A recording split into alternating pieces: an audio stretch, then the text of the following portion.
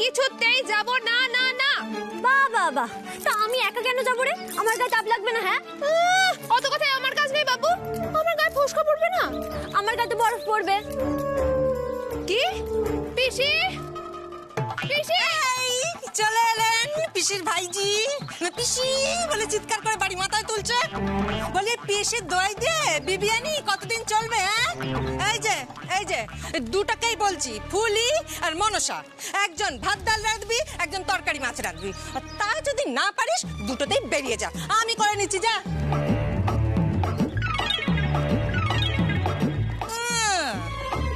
রাগ দেখি বেড়ালের মতো ফসফস করা হচ্ছে, একদম রাগ দেখাবি না, যা।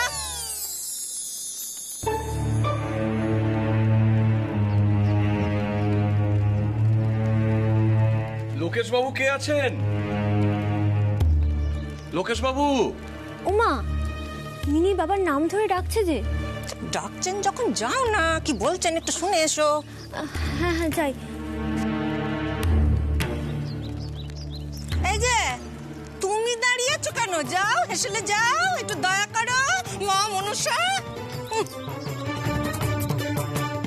হ্যাঁ, লোকেশ বাবু আছেন তো? ওনার নামে চিঠি আছে। আচ্ছা দিন। নিন।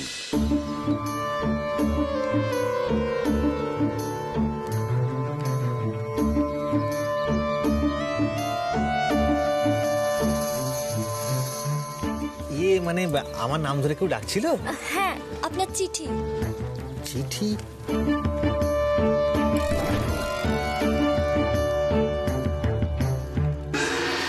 দিদির চিঠি?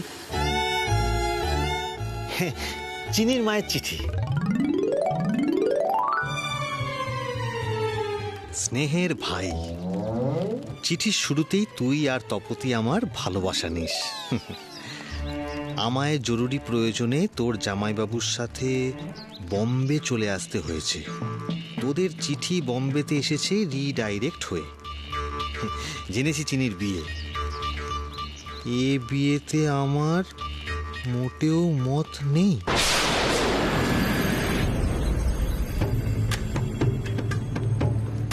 আমি যেতে পারছি না, পারলে চিনিকে নিয়ে চলে আসতাম। তোর আর তপতির ওপর আমার পূর্ণ ভরসা আছে, তোরা পারবি। চিনিমিনিকে কিছু বলার দরকার নেই, ওদের নিয়ে রাতারাতি কলকাতায় চলে আয়। চিনির বিয়ে কোনোভাবেই ওই ধ্যাড় গ্রামের গোবর গণেশের সাথে হবে না। ইতি দিদি।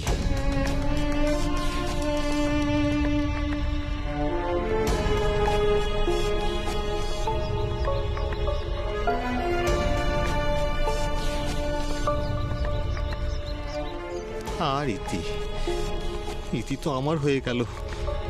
এখন এই কথা তপতিকে বললে তো ধুমধুমার বাঁধাবে, আর না বলেও উপায় নেই।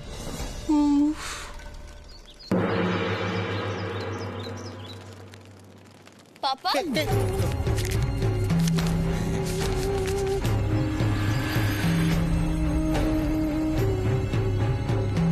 তুমি এখানে? আমি তো তোমাকে ঘরেতে খুঁজছিলাম, পেলাম না তো। ও, ঘরে গেছিলি? বল কি দরকার? বলছিলাম কি, দিদির তো বিয়ে, তা বিয়েতে তো শপিং করতে হবে। আমি কিন্তু ঠিক করে রেখেছি কোন দিনে কোন ড্রেসটা পরবো। চলো না পাপা, আমরা একবার প্ল্যান করে নিই। হয়ে গেল।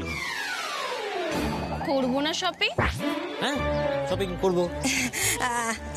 মিনিমা, বলছিলাম কি, দাদু জানেন এসবের কথা? কিছু বলেছেন তিনি?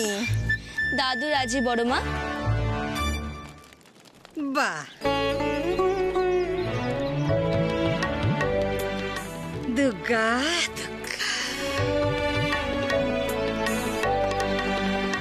মনসা, তোর পিসি এবার জব্দ হবে। দেখি শহুরে বউয়ের সাথে কেমন সে শাউরিগিরি পলায়। বাড়িতে বেল লাগলো বলে। হ্যাঁ, সব শুনবো।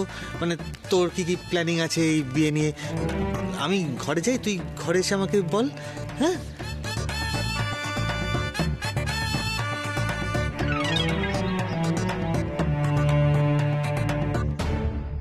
পাপার কাছে ওটা কিসের চিঠি? পাপা যেন কিছু একটা লুকোতে চাইছে। ও মাই গড হেডেকে মাথাটা ছিঁড়ে যাচ্ছে। উফ, এই এতো গ্রামে আমার হেড ম্যাসাজে কোনো লোক পাবো না। ধর, ও মাই গড, ওদিকে চিনি বেবির মাকে আমি লেটার পাঠালাম, এখনো অবধি কোনো রিপ্লাই এলো না। ও কোথায় ছিলে তুমি? কোথায় ছিলে? আমার মাথাটা ছিঁড়ে যাচ্ছে যন্ত্রণায়। ও একটু ঝামা ঘষে দিই। না, এই যে বাম বাম, একটু বাম ঘষে দিই। তপতি, একটা কথা ছিল। কি কথা? চি চি চি মিডল ক্লাস চি চি ঘোড়ার মতো চিচি করছো না? চিনি চিনি আবার নতুন করে কিছু করেছে নাকি? চিনি নয়, চিঠি। চিনির মা পাঠিয়েছে। পাঠিয়েছে? ও মাই গড, আমি তো ওটার জন্য ওয়েট করছিলাম। বলো বলো, রিড করো, কি লিখেছে বলো। পড়তে পড়তে মুখস্থ হয়ে গেছে তপতি। দিদি পরিষ্কার বলে দিয়েছে যে চিনি তো কলকাতা থেকে বেড়াচাপা এসেছিল আমাদেরকে ফেরত নিয়ে যাওয়ার জন্য। এখন আমাদের দায়িত্ব চিনিকে কলকাতায় ফেরত নিয়ে যাওয়ার। দিদির জরুরি কাজে বোম্বাই গেছে। বলেছে যে এই এঁদো গ্রামের ছেলের সাথে কিছুতেই চিনির বিয়ে দেবে না। ইয়েস, আই নিউ ইট, আমি তো জানতাম। বলছি লোকু, আমাদের না দেরি করা চলবে না, তাড়াতাড়ি করে চিনিমিনিকে নিয়ে কলকাতায় গো করতে হবে। যাও যাও যাও, তুমি গাড়ির ব্যবস্থা করো, যাও যাও যাও। না, পারবে না তো? মানে গো করতে গেলে মিনি আবার ওই হাইড অ্যান্ড সিক খেলা শুরু করে দেবে না? নো নো লোকু, এবারে হাইড এন্ড সিক আমরা খেলবো। হ্যাঁ, মানে তুমি আমি এই বয়সে লুকোচুরি? না না, সো মিডল ক্লাস, আমরা লুকোচুরি খেলবো না। তো তুমি যাও, তুমি গিয়ে চিনি মিনিকে বলো যে আমরা 4 জনে মিলে আজকে রাতে বসে গল্প করব। আর হ্যাঁ, তুমি ওদের বলো যে আমি ওদের আজ হট চকলেট পার্টি থ্রো করব। কেন যাও? হ্যাঁ, না গেলে তো আবার তুমি আমাকে থ্রো করে দেবে। আমার হয়েছে যত জ্বালা। হ্যাঁ, কিছু টেল করছো? না না, মানে বলছিলাম যে একবার এই ঘর একবার ওই ঘর। হ্যাঁ, বেবি, তোমরা তো অনেক প্ল্যান করেছো, এবার আমার পালা।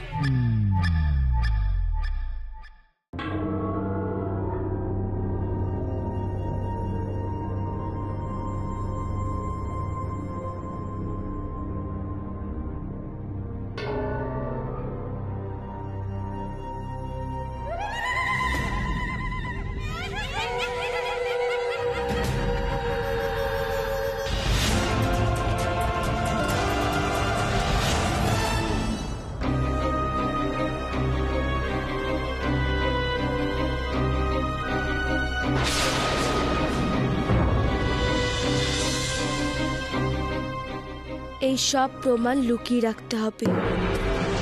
সময় মতো একটা একটা করে বের করব। ডাইনির সাজ, প্রডিউসারের জুতো, সব প্রমাণ রেখে দেব। খুব সাবধানে রাখতে হবে, কেউ যেন কোনোভাবেই চুরি না করতে পারে। ও মারে, এই মেয়ে মনে হয় এসব জিনিস নিয়ে পুলিশের হাতে দেবার মতলব করছে। পুলিশের হাতে যাবার আগে যদি সরানো যায় তাহলে আন্নাকালি তুই বেঁচে গেলি। আচ্ছা, মিনিকে কিছু একটা ভেবে ডেকে বাইরে পাঠিয়ে যদি সেই সুযোগে। মিনি, মিনি, মিনি রে, এই তো, এই মিনি শোন না, বলছিলাম যে আজকে তুই তোর মম, আমি আর চিনি দিদি মিলে একসঙ্গে গল্প করবো। আর তাছাড়া শপিং এর একটা লিস্ট বানাতে হবে তো, আর কি কি লাগবে সব তো একটা আলোচনা করতে হবে তো, তাই না? চিনিটা কোথায় গেল বলতো? এই আমার কোথায় গেল? চিনি, এই চিনি। কি হলো? একটু আগে দেখলাম বাবা কেমন সাইলেন্ট হয়ে আছে, এখন হঠাৎ এক্সাইটেড কেন? চিট, এই তো, এই শোন শোন শোন শোন, সব কিছু একদম ফাইনাল হয়ে গেছে। হ্যাঁ, আজকে তুই, আমি, তোর মামিয়া আর মিনি মিলে একসাথে আড্ডা দেবো।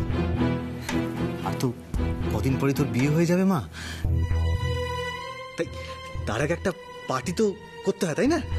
তাই আমরা ঠিক করেছি, আমরা ওই কফি আর তোরা হট চকলেট, হ্যাঁ খাবি তো? ইয়েস, তাহলে ওটাই ফাইনাল রইলো। একদম ডান। কিরে, তুই কি বল? ডান। এই তো ডান ডান ডান ডান ডান ডান। হ্যাঁ, যাই তবে তুই গিয়ে বলি। হ্যাঁ, বুঝলি মিনি, মামু মনে হয় খুব এক্সাইটেড, আর আমার মনে হয় মামু গনুকেও মেনে নিয়েছে, জানিস? ওকে হয়তো মামুর পছন্দ হয়ে গেছে, তাই আজকে রাতে কফি আর হট চকলেটের পার্টি দিচ্ছে। বিয়ে ঠিক হয়ে গেছে বলে কি তোর গোয়েন্দা বুদ্ধি একেবারে গেছে দিদি? কেন এই কথা কেন বলছিস তুই? দিদি, আমাদেরকে সাবধানে থাকতে হবে। এটাও মনে হয় কোন একটা প্ল্যান। প্ল্যান? কিসের প্ল্যান?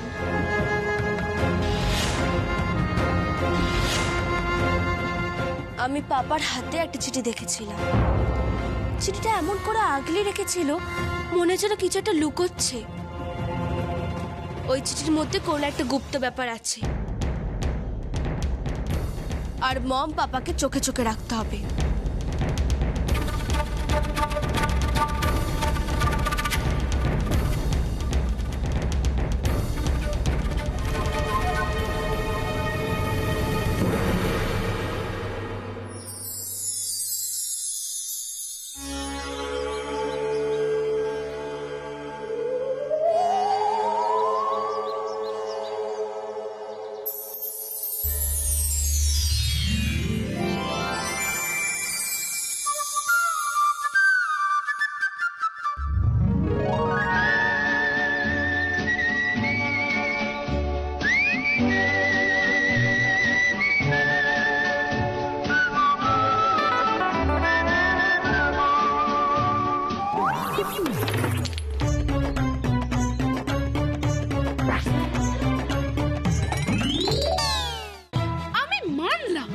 আমি মানলাম যে চিনি মাই লাভ অ্যাডাল্ট হয়েছে, কিন্তু ওদের থেকে তো আমরা লাইফটা বেশি দেখেছি, সেটা তো তুমি কিছুতেই অস্বীকার করতে পারো না।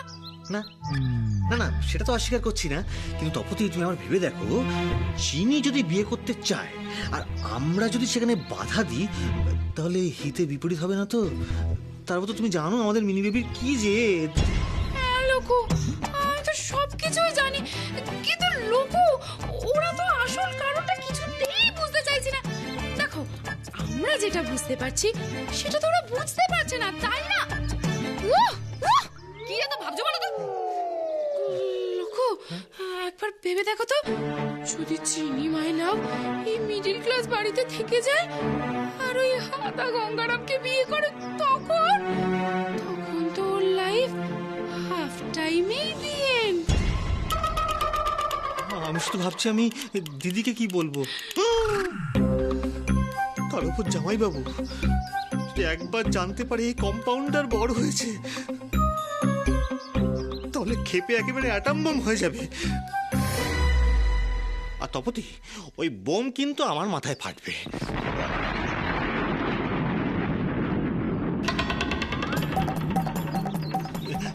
তখন তোমার কি হবে তপতি?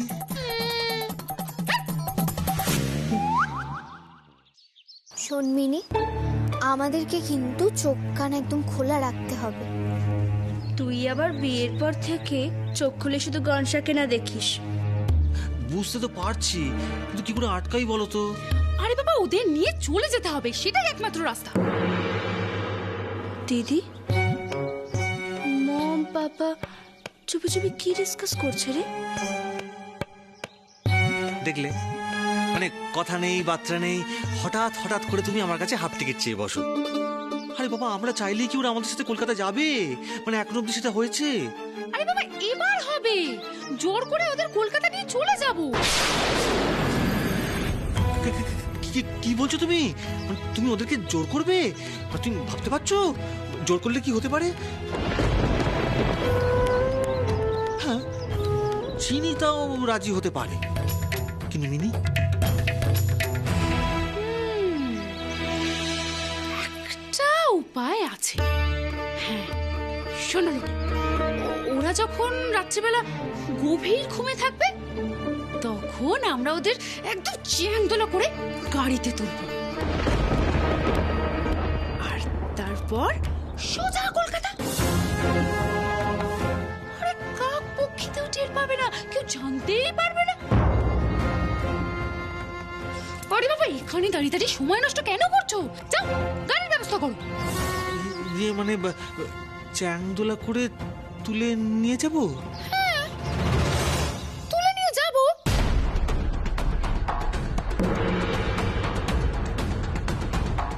যাবো। Middle class.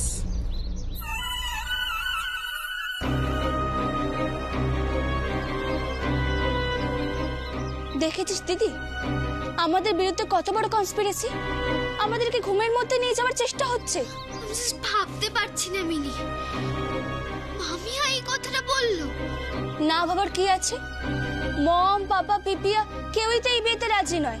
তুই কি জানিস না? জানি মিনি, আসলে আসলে আমার আর গনুর বিয়েটা ওরা কেউই মেনে নিতে পারছে না।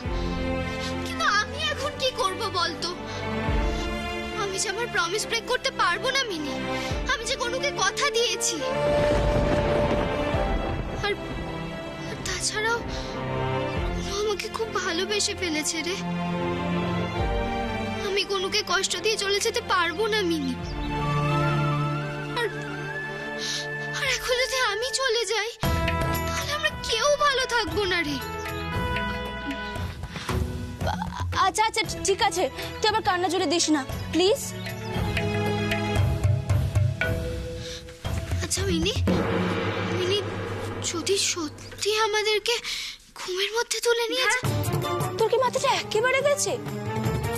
আরে বাবা, আমরা কি জড় পদার্থ যে আমাদেরকে ঘুমের মধ্যে নিয়ে চলে যাবে? আর মম যদি আমাদেরকে ঘুমের মধ্যে তুলে নিয়ে যাওয়ার চেষ্টাও করে, আমরাই বা কেন যাব? আর যদি গায়ের জোর দেখায়, তখন কি করব? তুই হাসছিস মিনি? তুই জানিস আমার কত টেনশন হচ্ছে?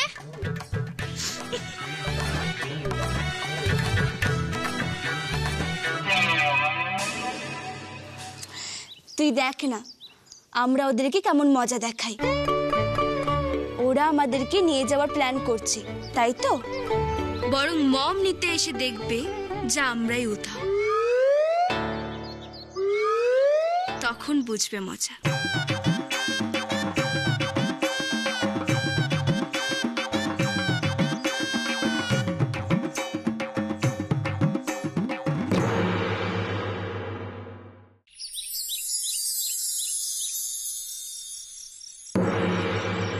এই তো ডক্টর, আমি তো তোমার জন্যই অপেক্ষা করছিলাম। কোথায় ছিলে তুমি? কেন, বাড়িতে কিছু হয়েছে? হয়নি, তবে আমার গোয়েন্দা সত্তা বলছে কিছু একটা করতে চলেছে। কেন, তোমার হঠাৎ এমন কেন মনে হলো? আমি এখন তোমাকে সবটা বুঝিয়ে বলতে পারছি না। আমার মনে হয় আজ রাতে কিছু একটা ঘটবে। কি বলছো? কি কি করতে চলেছে? সেটা তো আমি জানি না, কিন্তু ডক্টর তোমার কাছে আমার একটাই রিকোয়েস্ট, আজ রাত্রে তুমি একটু ভালো করে খেয়াল রেখো।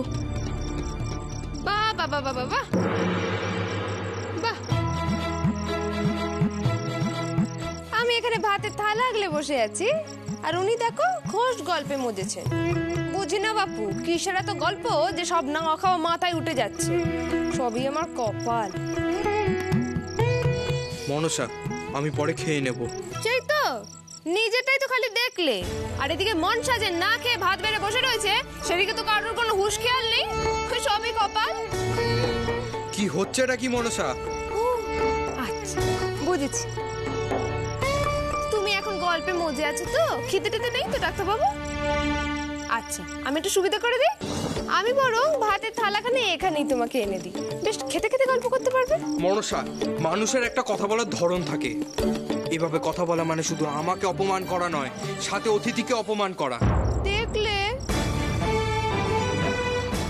আমার দুর্ভাগ্যখানে তুমি একবারটি দেখলে। দেখো, তুমি কথাটা বুঝলে, কিন্তু অতিথি যদি বুঝতো তাহলে তোমার সাথে মেলামেশাটা তো একটু কমাতে পারতো। সবই কপাল, সবই আমার পোড়া কপাল, সবই কপাল।